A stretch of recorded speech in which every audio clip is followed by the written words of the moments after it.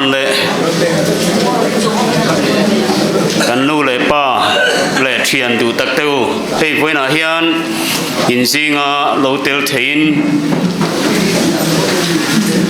in zinga mi ni turin min lo ma kan lo me ma hetianga chungin khoma alom lu na hun han man te poi kan ril ru om phak lova amai ro chu min du sak taka hetianga hun minan siam sakhi ama sain lom thu kan soi ani te kan thian te hian nangin soi maila ke ni chu kan soi lo ngen tia pathum soi ai soi tur kan e radio mai thea tuna kan president anan soyang khan in na mumal tak thatak nein he party dinania sumeni wang chuan beltak akan ngaya ain na te athupuite heng hi ataka changthei ti lo tin thei nge nin kan sia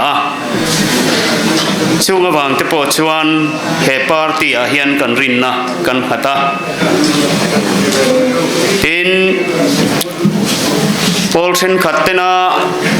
mi te vote lak theina turata na election don haya helai vengin helai khuain helai bial hen engen mamo ti ngai tua an vote an thak sak an pek theina tura mi pui du thu sam election manifesto te siama an ti thinang ni lova kalna tur chiang sa program policy mu ma tak neya a lo tin na tur kong te po ngai tua mu chianga kalkong neya kaltuma party indin ani wang poin kan rinna kan hatin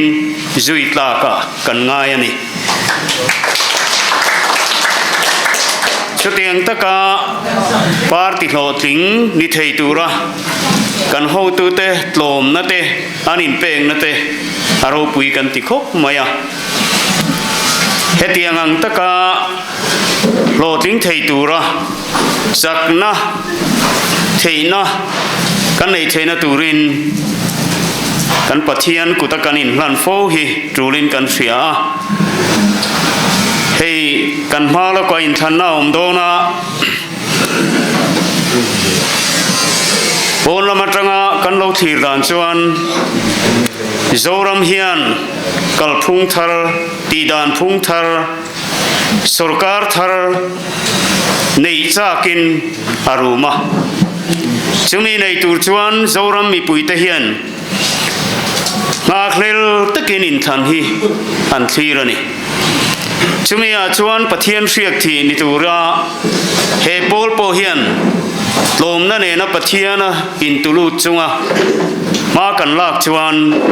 pathian in riam min thinge yang ti kan ring tlata